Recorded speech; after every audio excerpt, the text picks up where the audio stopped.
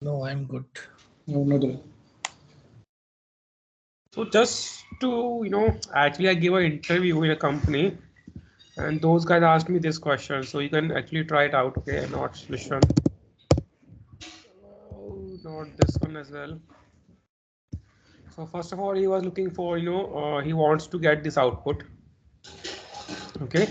Wherever the environment is prod, you have to give this output like API1.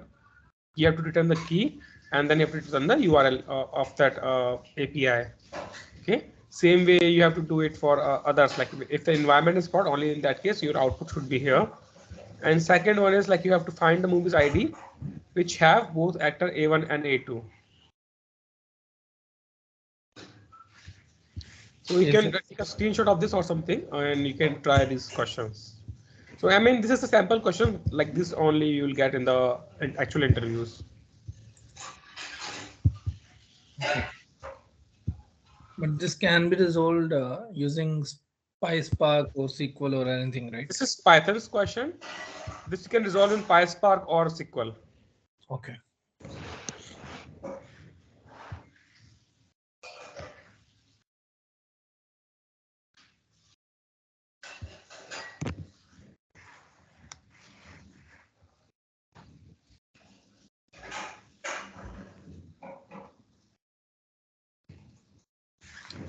Okay, so Jalaja, this one, right? It's a dictionary inside a dictionary like that. That API data. yes, it's a dictionary inside dictionary.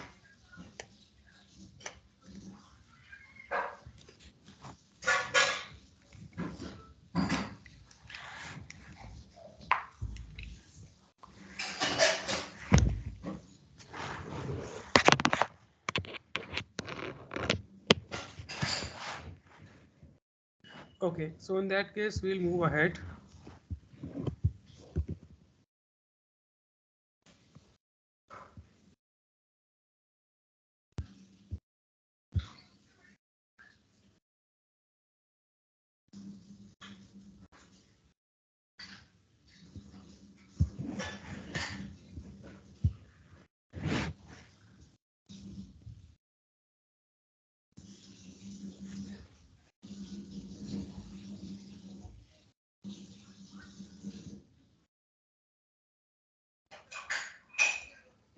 Okay, so next topic is DynamoDB. Okay,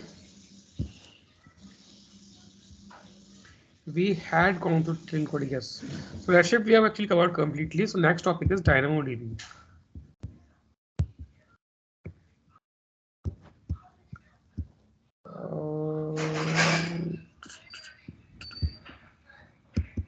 Jalaja, also one more thing. So yesterday you mentioned, right, you'll be sharing that how we are iterating that Redshift code without using PySpark in real time. Come again, please. No, yesterday you mentioned, right, you will be showing the Redshift code. How you are in real time, how you are iterating it. No, I said that we will be doing the final project. Oh, okay. Now, why I do not see the PPT for DynamoDB?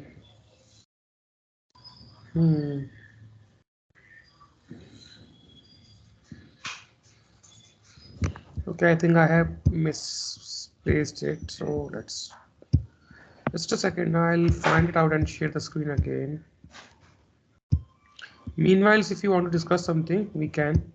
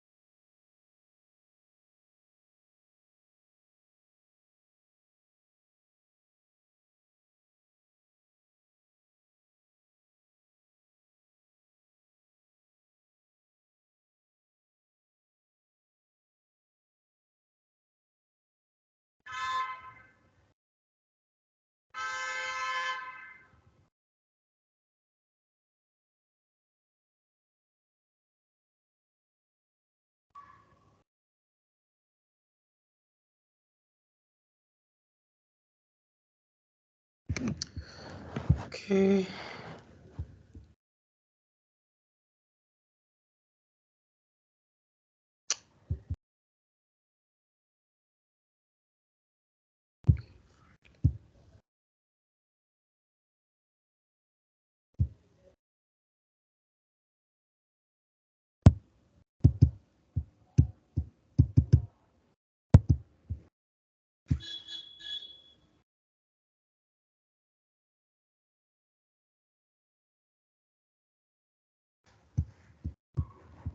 Have found.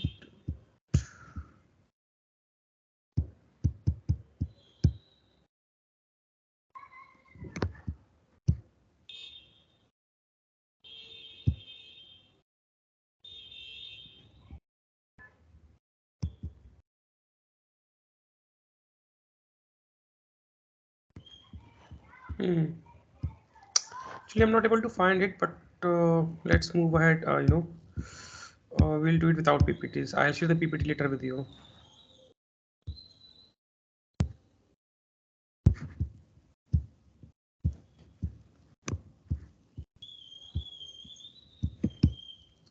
Let me just try one more last thing. My recycle bin, if I have it here. CV, no, nothing. Okay, so so DynamoDB is a data store, okay, and it is a data store of type NoSQL. So till now we have seen databases, and till now we have also learned about the data warehouse solutions. Okay, so DynamoDB is a NoSQL database. So first of all, when someone says NoSQL, it does not mean that it is not going to follow any SQL rules. Okay, basically it means it is not only SQL. Okay, so we have SQL here. Okay, we do have SQL here, but after that also we have some more features and some differences than SQL. Okay, so DynamoDB, as I mentioned, is a NoSQL database mostly used in use cases where you have real-time updates in databases, and your schema is a flexible schema. Okay, so if I give you an example on high level, let's say we have a table. Okay, we have a table where we have stores product specification. Okay, so let's say you have products table, and inside that you store its specification. Let's say your product is mobile, so your first column is going to be product name, might be price, and then you might have specifications. So those you might store in multiple columns. Okay, like RAM, memory, color, brand, camera. I mean, you will have multiple options here and this specifications. Now let's assume that we have one more product, that is a t-shirt, that might only have product and color, size, brand, few columns. Obviously it will be very less than your mobile specifications columns. Okay, so what I'm trying to say here is, when you have such use case, okay, where only your primary key is fixed, but the columns associated with the primary key are not fixed, they might vary. One particular key might have a different columns and other one might have some different columns. Okay, in that case it is called see, in that case actually what will happen, let's say this your mobile has 100 columns and your t-shirt has only 10 columns. And what will you do? You might have 90 nulls in this products table for this particular row. Okay, so this row might be storing 90 nulls and this might be storing 100 values. Okay, so when you have such situation where your schema is flexible, like every row needs a different column name or column type, okay, for its all value, in that case you can use, in that case, you can use this NoSQL databases. Okay, so NoSQL databases are first of all used for real time. They are very fast. Okay, they have very high read and write capacities. Second thing, they should be they have flexible schema. And third thing, where they're not used, they are not used for your analytical queries, and neither they are used for your OLTP queries, because these databases does not support any joins, group bys, and those aggregation functions. Okay.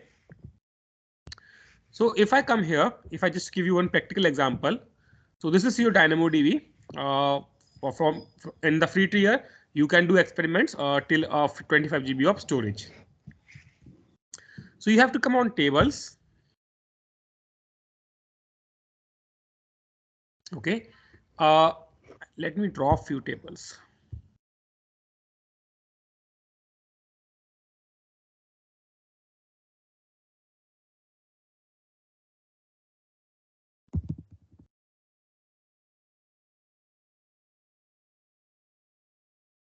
Okay, so we will hit create table.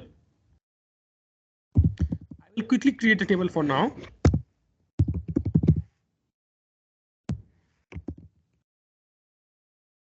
Okay, I am simply saying my partition column or my primary key is ID. Okay, then I am just keeping default settings and I'm creating this table. Do not worry, we will revisit this page.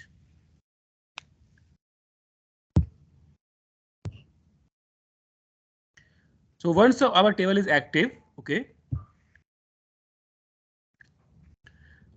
you can see in the explore table items. Right now we have, if you click on explore table items, we will get no data here. Okay, so we will click on create item. That means inserting a one row. It is going to ask for ID. So we will say ID is 0. Okay, then you can create or add more attributes inside this. Okay, so I will say add new attribute. It is type of string, and attributes value might be name. Okay, so let's give some name here.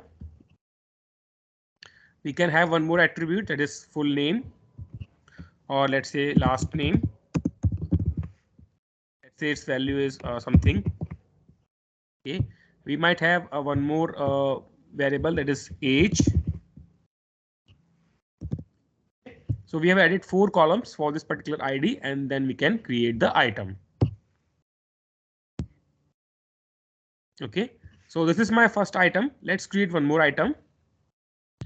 I'll say create item, and this time I will say if you tried 0, it will not work, because your partition key has to be a unique one. Okay, so if you create 1, let's add a column, and the column's name we can say full name. Okay, and I'll give some value here. I'll create this item. Now if you see, you might think, okay, in general SQL, normal SQL table, if we have this kind of table, you will have 5 columns, and your row 1 will have value only in full name column, and 3 columns are having nulls. And likewise, we have 0, and here full name has null, other columns has values.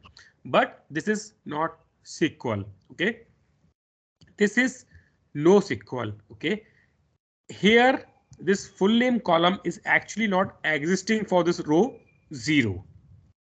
Okay, so to verify this, open this thing, and you can see the full name column is actually not present here. And understand this thing. Behind the scenes, DynamoDB stores JSON-based documentations, okay, in every table. So if you click on JSON view, this is what DynamoDB is storing. Like this, it is going to store multiple documents, like every single document per row. It is going to store, and this might have different columns.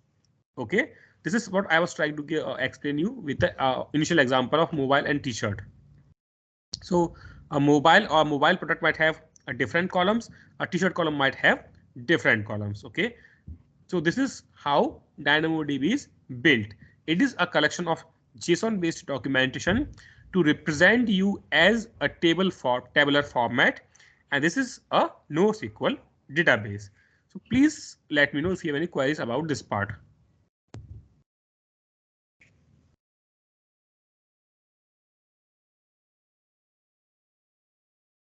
I'm good so far.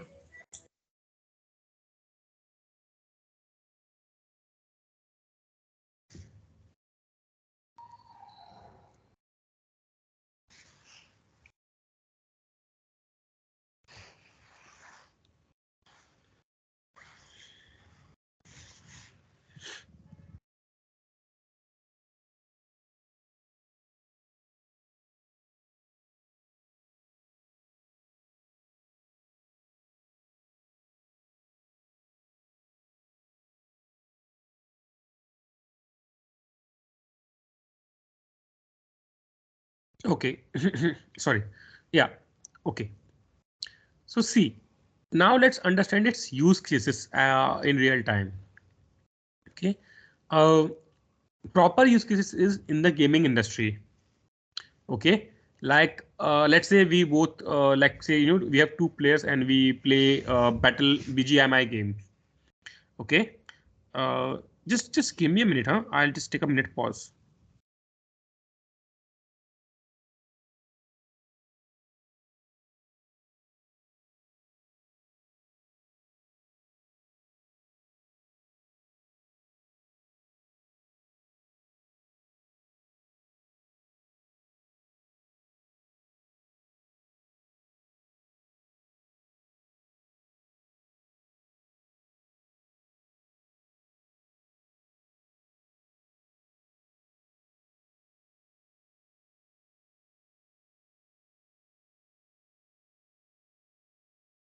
Yeah.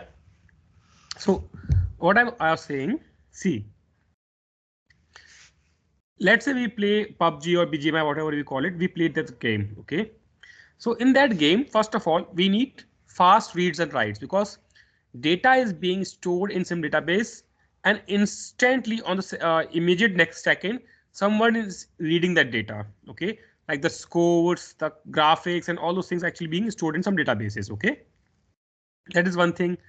And second thing is one player might be a pro player. He might have variety of guns, dresses, all those, I don't play those games, but yeah, all those features he might have. So for him, let's say there is a pro player, he might have 50 columns, 50 type of variety of column. And for those, DynamoDB will have the value. Okay. And then there's a new player or a novice player who just have one initial gun or initial dresses. He might just have 4 or 5 columns being filled. Okay. So in such scenarios where you want to read and write and read data very fast. Okay. If I give you one more example, like that can be share market updates. Okay. So where you, as soon as the prices are getting changed, somebody has to read that. Okay. So, and in those cases, you can again use the DynamoDB or NoSQL based databases. Okay. So these are the industries that might use DynamoDB very much. Okay. Like shopping applications, like because they have very variety of schema. They cannot create a single table for something.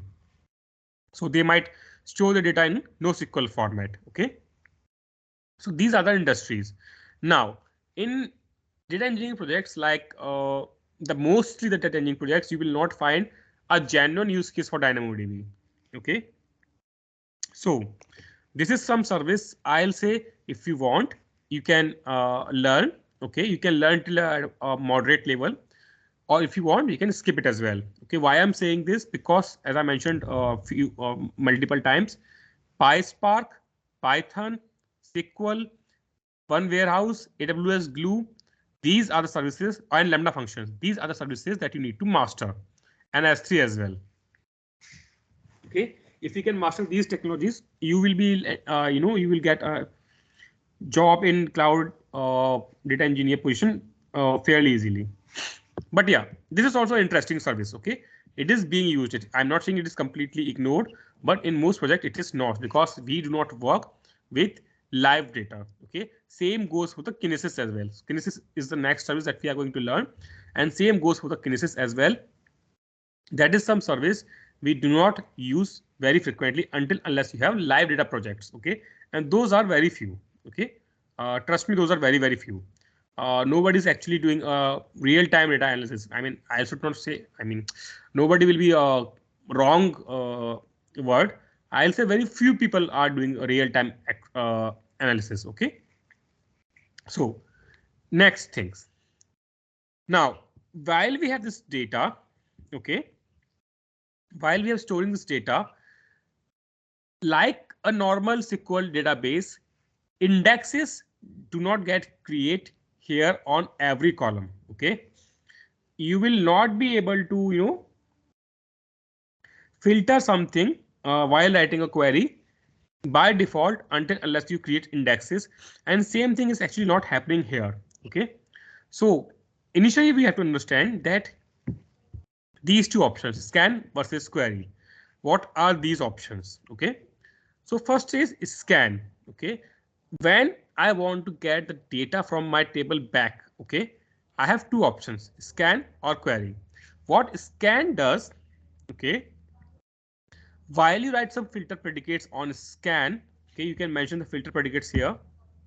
Like you can type attribute name, you can say ID, it is type of string, and it should be equal to 0. If I say this thing, if I run this, I only get one item back in my results. Okay, but what is happening here in the case of scan?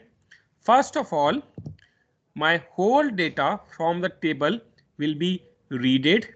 Okay, and then it is going to filter the results based on this condition. Understanding this part? First, the whole data will be readed, and then it's going to filter out the results. While in the query, if you select the query option, it is going to filter first, then read whatever is needed. Okay, understand? It is going to filter first, then it is going to read whatever is needed. So let's try an example. I'm not sure if it will be a good one, but let's try on this table. So if I say explore table items, that is basically a scan operation. And here if you see, it says read capacity units consumed 1.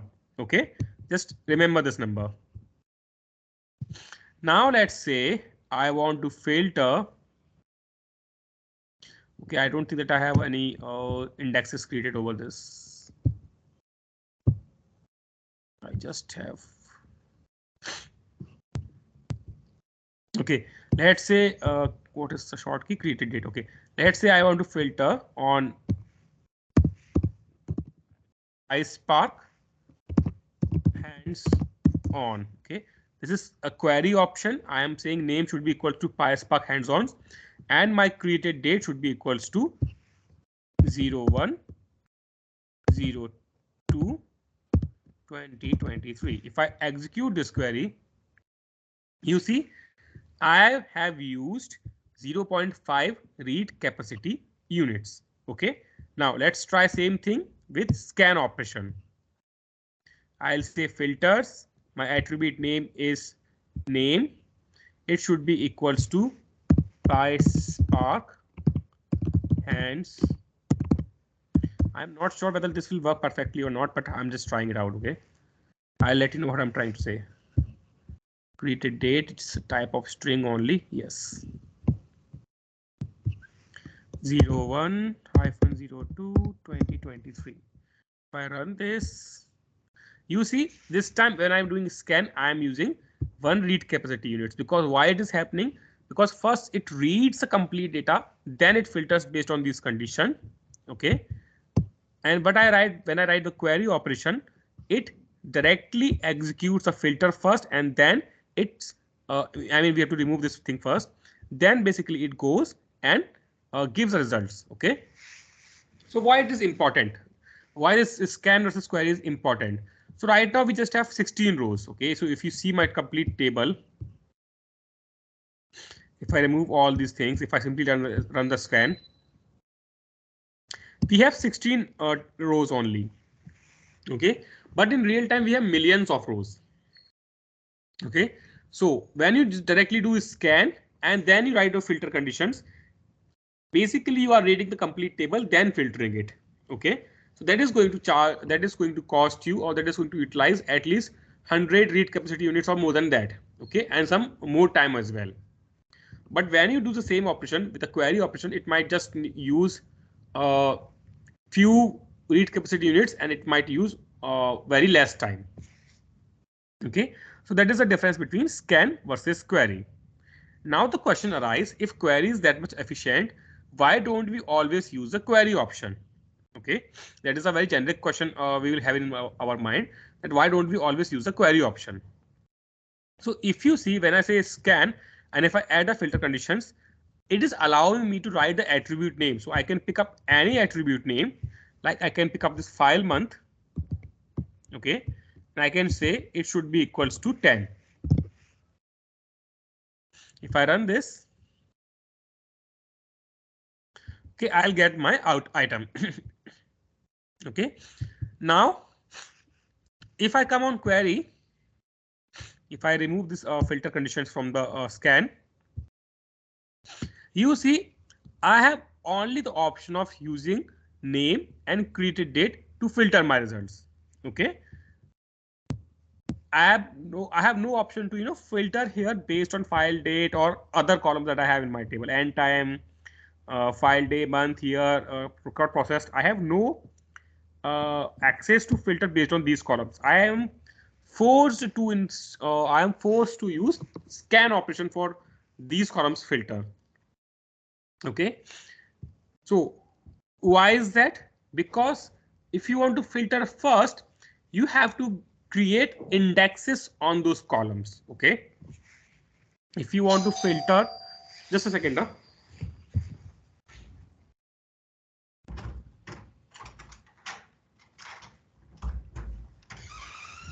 Yeah, so I was saying, if you want to filter on those columns, you have to create indexes over that. Okay, so by default, when you create a DynamoDB table, like one table we created, like just this demo table.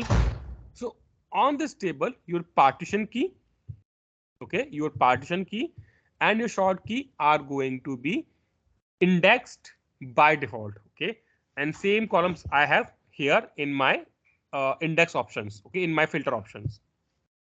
Okay, but other columns, if you want to include them in index, if you want to create an index on those columns, you will have to create indexing on those columns separately. Okay, so how will you create that? So first of all, you have to decide which columns you might use for your filters very frequently in the future. Okay, again, this needs more functional information from your project, like what column you are going to use in very heavily in your queries that filters the results. Okay, once you decide that, you have to create an index over that column. Okay, and then we have two kinds of indexes. Okay, we have two kinds of indexing in DynamoDB. First one is local secondary index and second one is global secondary index. So we will learn about these two indexing, but if you have any questions, let me know.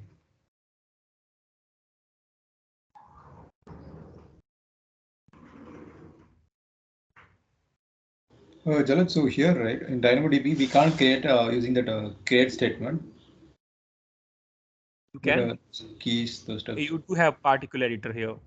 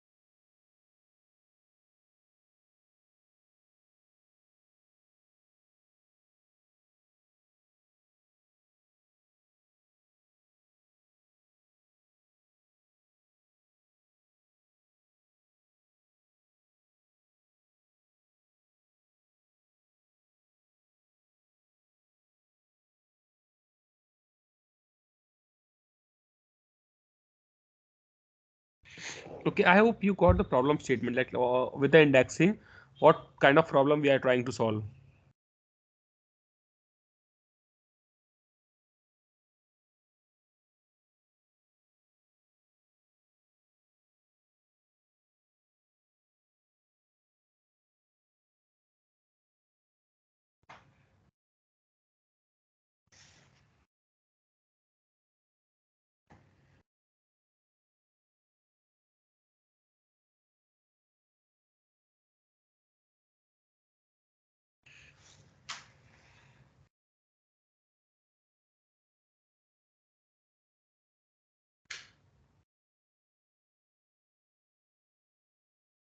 Okay, then we have two kinds of indexing. Okay, we have local secondary index and we have global secondary index. Okay, so before going there, we need to understand uh, in DynamoDB. Okay, in DynamoDB, you have two things: RCU, that stands for read capacity units, and then we have WCUs, write capacity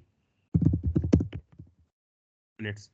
Okay, basically based on these two factors, DynamoDB is going to charge you. So they are, I mean, they are going to charge you for storage. Yes, they are going to charge you for storage in per GB manner, per GB per month. Okay, but also they are going to charge you for reads and writes that you make on your table. Okay, now if you if while you create the table, it is going to ask you for how many read capacity units or how many write capacity units you want. Okay, let's say if you say 10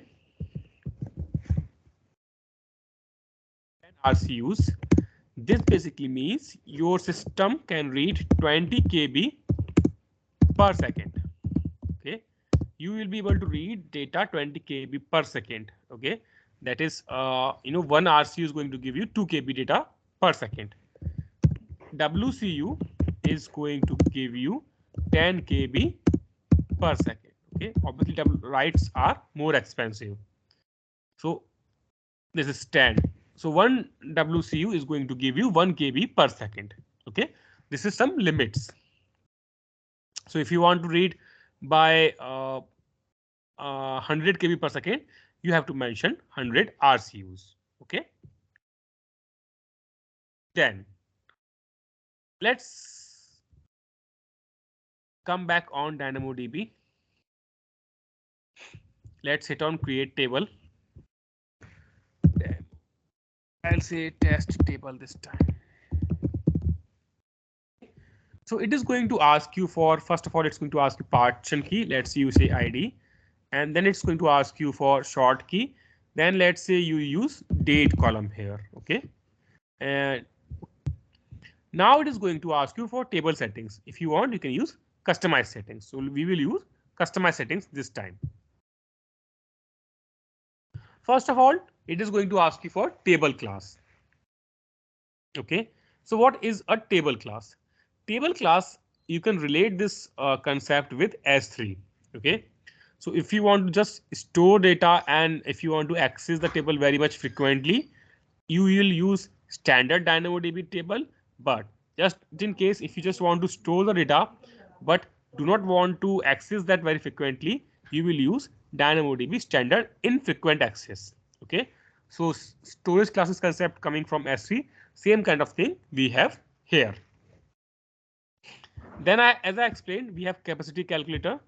So no need to memorize these things. Okay, you can see average item size. If you have average item size 1 KB, if you want to read one item per second, okay, and if you want to write one item per second, you will need one RCU, one WCU for your table, and it is going to cost you around $0.67 per month. So do not worry about charges on DynamoDB. Till 25 GB it's free. So I'll suggest you please upload some data and practice it. Okay. So let's close this. Then it is going to ask you your RCU and WCU capacity settings. Whether you want this to be on demand, that means as and when whatever is required, it is going to enhance the capacity for yourself. Okay, so you don't need to be in a headache of calculating that how many RCUs or WCUs I will need. But for this, they will definitely charge you bit extra. Okay, if you use on-demand capacity mode, they are going to charge you bit extra for this. In the provision mode, you can choose the number of RCUs and WCUs for yourself. Okay, and you can keep the auto scaling on. That means again, if you need more capacity to read some data from your table, it is going to enhance the number of capacity units, both read and write on live. Okay, on the go, it's going to enhance those. So we are going to keep it off, and we will use 5 capacity units. Okay, for this table. Okay, like this is how you can use. But as I am going to just use very few data, and it is almost free service. Why I'm just going to use on demand. Okay, so I'm not bothering about that part. And then this is what I was talking about, secondary indexes. Now it is asking you, do you right now know which columns you would like to add in indexing that you might use in filter predicates in future? Okay, if you say so, you can create a local secondary index or global secondary index. The thing is, local one can only be created at the time of table creation. Okay, once you create the table, you cannot go ahead and create the local secondary index or modify it. Okay, so if you click on local index, basically in local index, one more difference is there. You cannot choose a different partition key this time. Okay, your partition key is again going to be same. Only you can choose some hotkeys. Let's say I choose color for this example. Okay, now it is asking you second question, what attribute you would like to project once you use this local secondary index. That means once you filter on this local secondary index, what columns you would like to return. Do you want all columns? Do you want only keys to return? That means primary key, partition key, and short key. Or you want to use include. That means you will mention the column names that you would like to specify customizingly. Okay. So for our demo, let's keep it simple. Let's use all. Okay. So I will say all and click on create index. Okay. Now rest everything I'll keep it as it is. Okay, and I will going to create this table. So only few settings we have modified: table's name, partition key, short key. In table settings we are using DynamoDB standard table with on-demand capacity, and we have created a local secondary index. Okay, so now come here and create this table.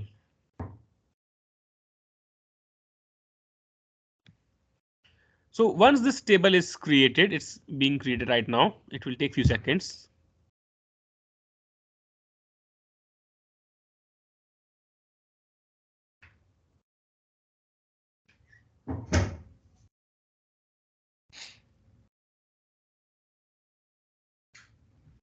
Okay, once this table is created, you can click on this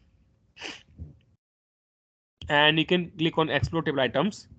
Now, if you start adding items, let's say you have to add ID and date for sure. So I'll say ID is 0. My date is today's date I will use. Okay, 2023 12/14. Okay, and I will create one more attribute, that is string type, and that is color red. Okay, I'll create this item. I'll create one more item. I'll say 0 again. I'll say 2023. This time I can use I'll have to say different ID. See, the combination of ID and date is now primary key for me. Okay, so when you use partition key and short key both, in that case combination of primary key and short key becomes your combination of partition key and short key becomes your primary key. This time I have modified my ID and I'll say 14. I'll say one more column, that is color type. Okay, so I'll create this item.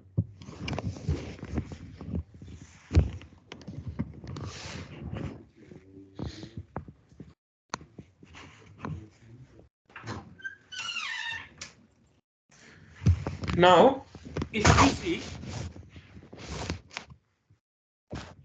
if I come back on explore table items in this test table, explore table items. Now, if I click on query, I have two options, ID and password as usual. OK.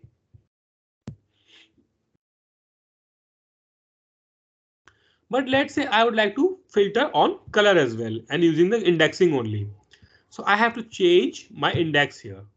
I will say this time I want to filter results, but not based on the table. I want to use my index. I will say index.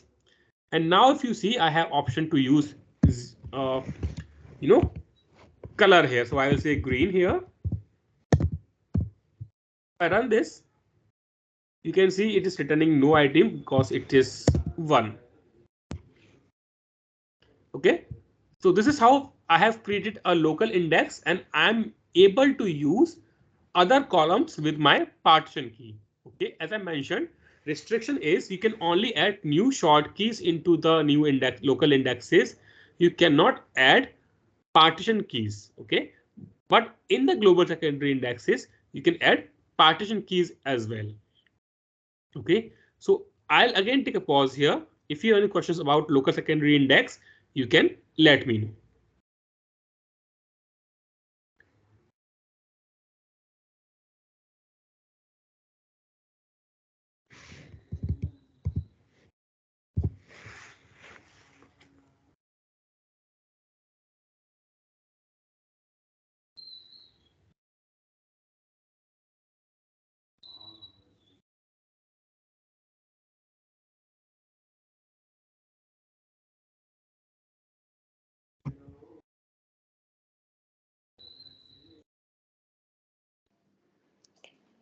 What exactly is the difference between a local index and global index, Jalaj?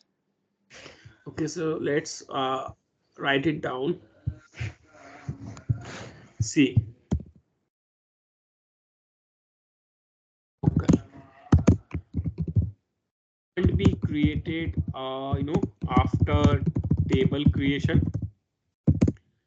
Only new short keys can be associated and have no separate RCU or WCU. Okay, so they use whatever the table has. So if you use a provisioned version of the table RCUs, okay, let's you define 20 RCUs and 20 WCUs, then your local indexes are going to use the same RCUs. Okay, they are not going to be utilizing the separate RCUs, like they will not have separate capacity for themselves. But in the global, all vice versa. Okay, it can be created after table creation. Okay, can have new partition keys as well as short keys and have a separate capacity.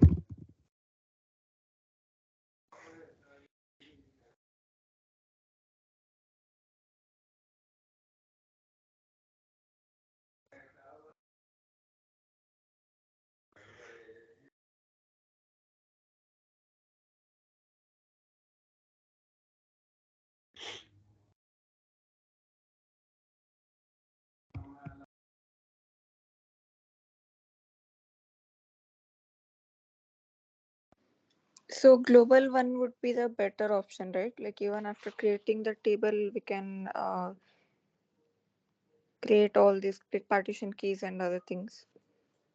Yeah, you can say it's more flexible, but if you know that you are going to use only one short key with a partition key, and you can create a local as well. So it's just it's two options are there. You can use any of those.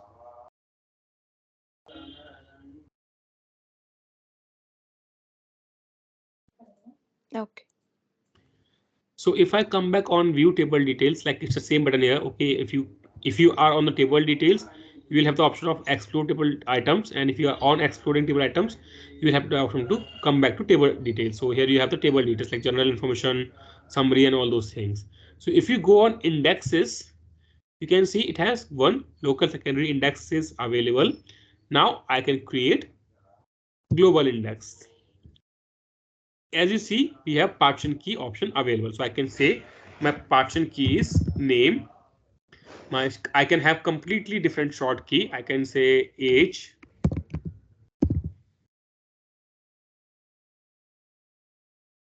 Okay. And same options like only keys or include, and it has on-demand capacity because my table has on-demand capacity. So this will not have separate capacity. It will use on-demand. Like on-demand basically means if you are querying a data of 1 GB, it will charge you for 1 GB. If you're querying KBs, it will charge you for KBs. Provisioned means if you have 1 GB data, it will slowly reading the data if you have not enough capacity. So if I create this index, and as you can see, this can take up to 5 minutes. So this will take up some time. Meanwhile, you have monitor section that's where you can have some metrics available for the table, like how many reads are happening, how many writes are happening, how many throttling requests are there, what is the average write time, what is the average read time, okay, what is happening on the indexes, what is happening on the latency side, like those features, those graphs you have here. Okay, then we have option of global table. Like this option actually we will see tomorrow. Global tables, backups, exports and stream, and additional settings we will explore tomorrow. So let's just wait while an index gets created, and then we will just see its example, and we'll explore these options tomorrow. See, fundamentally, it's just you have to understand that it is a bit different than your SQL tables. This is not utilized. This is not supposed to be used for analytical or transactional processing. It is just real time. It's very simple. When you have faster reads and writes, use DynamoDB, or when you have a flexible schema, you want a flexible schema, use DynamoDB. Okay, and not just DynamoDB. Azure's Cosmos DB and other NoSQL DB's options are also available. Those work on same concept.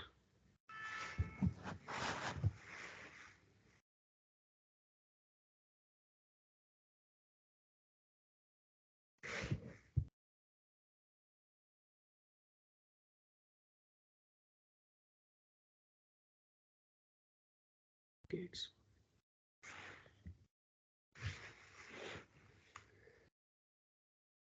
So if you have any questions, meanwhile, you can ask those.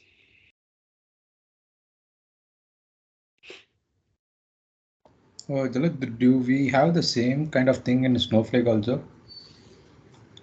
What thing? Indexing? No. No, not indexing, like a NoSQL thing. No. Snowflake is not NoSQL. Okay. Snowflake follows strict schema. It is not a NoSQL. Okay. Okay, so it is active now. I'll just come on overview, explore table items. Okay, now if you see, I have one more index. Okay, I need to refresh this. Now, yeah, we have name and age index as well. So now I can filter my table on query name and age also. If I have these columns in my table, I can filter based on these as well. So this is what global secondary index is. You can have separate partial key and separate short key. Again, it is on your choice. You can have same partition key and different short key, or you can have same short key and different partition key. It all depends on your requirement.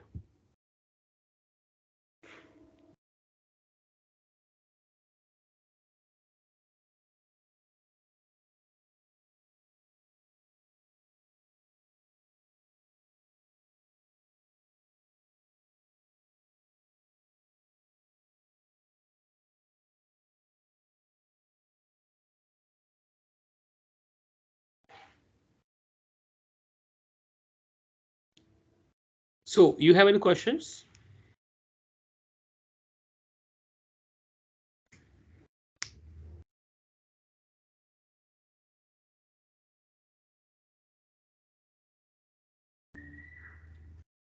Jalaj, I don't have a question on this. Just a quick thing on yesterday you were sharing, showing some function, right? Like I think a kind of procedure which you used in a like create a function like using a SQL using Python. Can you share that code? Haven't I done that? I'll do it. Shift TDL and UDF. UDF, actually this file name is actually wrong. This is the file name UDF creator. Something I don't know what happened. Okay. I'll also see the same thing, right? In Snowflake also actually. Is that the same? Snowflake also has a two type of functions, like an stored procedure and another single design function, which returns only a single value. That also can write languages like on a SQL or Python. Yes, that you can do it.